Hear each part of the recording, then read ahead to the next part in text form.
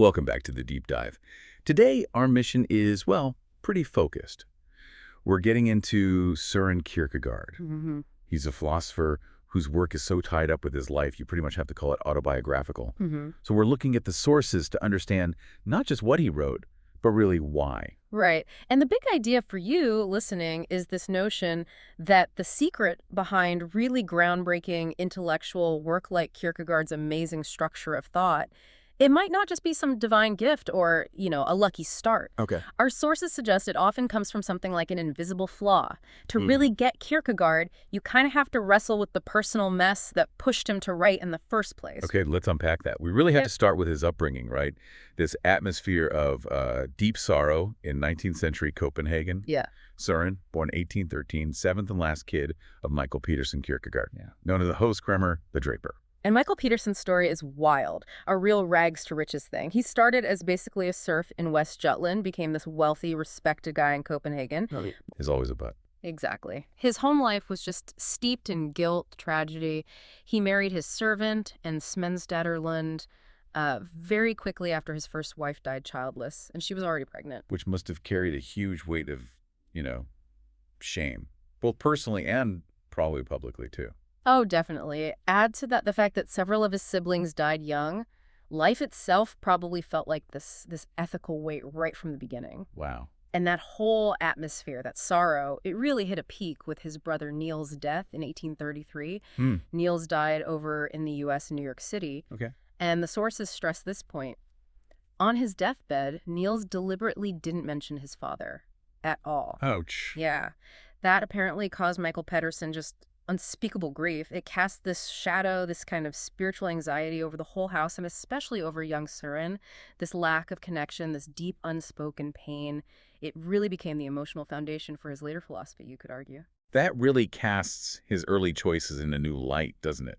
Because there's this immediate contradiction. He goes to university in 1830. He's brilliant, gets top marks, laud, praise, ceteris, and Greek, maths, everything. Academically, yeah, a total powerhouse. Seemed set for a very normal, respectable path. But then, and this is where that invisible flaw seems to pop up, just a month after starting university, he enlists in the Royal Guard. Right. And then, get this, 4 days later, he's reported unfit for service and discharged, never even started duty. So the attempt just completely fizzled out immediately. Instantly. And it's not just a weird anecdote, is it? It feels like the first real sign of Kierkegaard just not being able to fit into those standard ethical boxes he'd later critique. He couldn't do the soldier thing, just like later. He couldn't really sustain being the husband figure. The internal chaos maybe made that external structure feel impossible. He did find some structure, though, in his mentors at university. The sources point to two key teachers. Yeah, you had Friedrich Christian Sibbern, philosophy psychology guy, influenced by the big German idealists, Fichte, Schelling, that crowd. Right. But then there was Paul Martin Muller, philosopher and poet, and he seems to have been the counterweight to all that system building. Muller sounds like quite a character. He was a ship's chaplain on a vessel trading with China. Yeah, apparently. And the sources even mention this odd habit he had of throwing his old socks into a gutter right outside the shop where he just bought new ones. Okay, that's specific. It is, but maybe it tells you something. Muller's sort of embodied rejecting neatness, embracing the messy reality of life instead of tidy systems. Perhaps that's partly where Kierkegaard got the tools to challenge the dominant thinking of his time. That's a really interesting thought. It definitely sets up the next phase, the intellectual battlegrounds. Because Kierkegaard wasn't just scribbling away in private, was he? Not at all. He burst onto the scene in 1835 as a speaker at the Student Union, which was this unique kind of political forum in Copenhagen, a real hub for debate and, frankly, gossip. Yeah. And he didn't exactly ease into it. No way. Came out swinging. His first speech was a sharp critique of the liberal press, tracing the impact of the 1830 Paris Revolution. He called it a successful operation by an experienced surgeon, comparing it favorably to the '89 revolution. He was immediately showing off his rhetorical chops. And he clashed right away with Orlo Lehmann, the big liberal leader there. Lehmann tried to brush off a historical point as just taste. And Kierkegaard just pounced on that, mocked him mercilessly. Said something like, if Lehmann measured time between political lightning and thunder, he must live at least as far away as Greenland. Exactly. Super witty, biting stuff. But was that style Early on, at least, more about scoring points, maybe embarrassing opponents, than deep philosophy. Was he prioritizing the fight over the thought? Well, initially, maybe a bit. He was definitely testing his abilities, flexing those rhetorical muscles. But those skills became crucial. He saw this huge problem he needed to address, what he called the glorious edifice of thought, basically the Hegelian system that everyone thought explained everything. He felt he had to kind of dismantle that before he could build anything new. But his main fight wasn't directly with Hegel, who was already dead, but with someone closer to home making Hegel seem relevant, right? Yeah, that was Hans Lawson Martensen, a younger theologian, very respected. Yeah. Kierkegaard really saw him as his primary rival. Okay. And things got really personal when Martensen announced he was writing on Linnau's Faust, a topic Kierkegaard was already obsessed with. Kierkegaard actually wrote in his journal he felt so unhappy about it, like Martensen was stepping on his turf. So it wasn't just the abstract system, it was Martensen making it too comfortable, too easy for Copenhagen society, Yeah. taking the existential sting out of it. Precisely. The core issue, probably influenced by Muller, was this idea that truth really only exists in the moment you're thinking it, in the struggle. Oh, okay. Hegel tried to build this complete, finished system. Done, everything explained. Kierkegaard and Muller thought, no, the minute the thinking stops and the system is complete, the actual living truth is gone. Martensen was taking that, abstract, maybe dead system and making it seem like it applied easily to real life, offering comforting answers. That made Martensen the real immediate target for Kierkegaard's frustration. That makes perfect sense. And it leads us right into part 3. His methods. Pseudonymity, irony, and the stages of existence. If he's fighting systems that claim to be finished, he needs tools that highlight process, incompleteness, struggle. Exactly. He weaponized humor and irony. He actually thought irony was a necessary step for spiritual growth, a way to deal with the bigger, more painful irony of life. And the pseudonyms were key. They created distance, allowed different viewpoints, different life stages to argue it out without Kierkegaard himself having to say, okay, this is the final word. It was like performance art for philosophical ends. So let's touch on some key works and pseudonyms. Either Or, published under Victor Eremita. Right. Either Or lays out the aesthetic stage, living for pleasure, possibility, experience. But crucially, the sources note, this aesthetic life is always sort of hidden. Self-expression is just flirtation. It's ultimately shallow. Okay. And that's contrasted with the ethical stage. Duty, marriage, responsibility, universal rules. Being a good citizen, basically. Why isn't the ethical stage enough? It sounds pretty responsible. Why is it just seen as, like, preparation for the religious stage? Because the ethical, while maybe necessary for society, is universal. It tells you, be a good husband, follow the rules.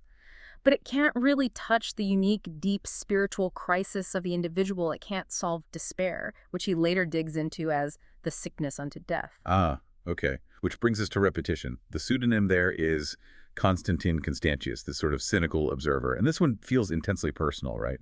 Mirroring his breakup with Regin Olsen. Oh, absolutely. Constantine tries to literally repeat a pleasant trip to Berlin, but finds it just incredibly boring. You can't go back, not really. The real story is about this young man in the book who's melancholic, breaks off his engagement, very Kierkegaardian, and finds true repetition only through faith. Like Job in the Bible, who loses everything but gets it back twofold spiritually after going through the ordeal. So repetition isn't literal revisiting, it's a spiritual forward movement. Yeah. Receiving something new through faith, maybe a transformed version of what was lost. Exactly. It's spiritual, not about time travel. And that need to move beyond just reason or ethics sets up his most famous philosophical text, concluding unscientific postscript, penned by Johannes Climacus. Right, and Climacus tackles that huge post-Kantian problem. How do you get from historical facts, which are always uncertain, to eternal truths? Hegelians claim their system bridged that gap. And Climacus channeling Kierkegaard found that absurd. He uses Lessing's point that accidental historical truths can't logically prove eternal truths of reason to introduce the absolute necessity of the leap. The leap of faith. The leap of faith. If reason hits a wall, if it can't cross that hideous chasm between the temporary and the eternal, the individual has to jump, subjectively, through faith. And he had that amazing satirical jab at anyone claiming their system made the leap logical, the Munchausen leap. Oh, it's brilliant. Climacus basically says the Hegelians trying to systematically cross the chasm of doubt have to, and I'm quoting here, close your eyes, catch yourself by the neck like Munchausen, and then you stand over there in the promised land of the system. Huh. It's just the ultimate put down, right? You're basically claiming you flew by, pulling on your own hair, you just ignored the difficulty and declared victory. That critique of easy answers, of avoiding the struggle, leads right into his harshest work, maybe. The sickness unto death under Anticlimacus. Yeah, this is where it all culminates. Despair is the sickness. Despair is sin. And the self's ultimate task, its highest duty, is to become fully conscious of itself, not just in society, not just ethically, but before God.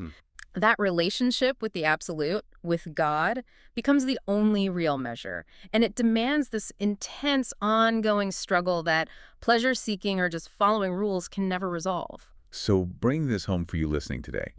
Why should you care about this, well, pretty intense guy from 19th century Copenhagen? Because he essentially gave us a language, a framework for thinking about how to live authentically in a world that often feels impersonal and demanding, even before existentialism was really a thing. Right.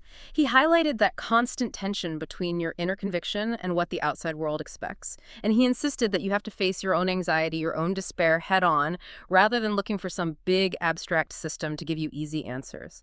He forces you to ask, what does it mean for me, this specific individual, to exist? And that relentless focus on the individual forced him into one last big public fight, which gives us a really fascinating final thought to leave you with. Yeah, Kierkegaard spent his last years in this incredibly bitter public battle with the established Danish church attacking figures like Minster and Grundtvig, mainly through his own fiery satirical journal, The Instant, or Øjeblikket. So here's the ultimate paradox, maybe. Kierkegaard fought so hard to be the single individual. His personality, his melancholy, maybe even those invisible flaws often made him crave anonymity, obscurity. Definitely. Yet this final, very public confrontation with the state church made him the constant subject of town gossip, misunderstanding, distortion in Copenhagen, which was pretty small then. His very attempt to achieve authentic individuality led him straight into the fiercest kind of unwanted public attention and conflict. It really makes you wonder, doesn't it?